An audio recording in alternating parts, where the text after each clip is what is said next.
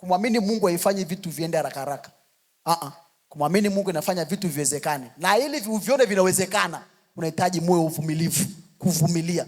Kuna wakati vumilia maneno ya watu, kuna wakati vumilia. Yaani wewe vumilia tu. Yaani unafanya kazi yako leo, unaenda kazini, unarudi nyumbani kwa mguu, hauna nauli. Wewe vumilia tu. Kuna siku Mungu atakushangaza.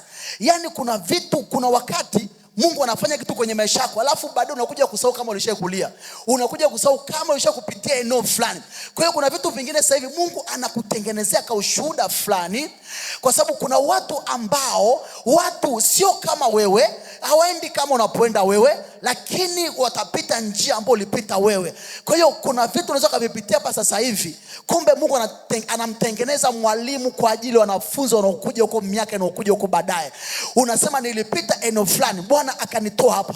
Kwa hiyo kila kwenye pito, maana yake nini? Pito lisikutoe kwenye imani, bali lijenge imani yako. Mungu atapokuja kufanya kitu kwenye maisha yako, wewe unakuja kuwa mkufunzi wa watu wengine, unakuja kuwa mwalimu, unakuja kuwa mwekimishaji wa watu wengine. Nilipita hapa, Bwana akanitoa hapa. Na wewe usikate tamaa, usife moyo. Najua njaa inakuuma kwa sababu gani? Nilishakupita kwenye njaa. Najua kukosa hela inakuuma kwa sababu gani? Nilishakukosa hela. Kwa hiyo kuna vitu navipitia hapa kwa ajili ya kuwafaa watu wengine, kwa ajili ya kuja kuwajenga watu wengine.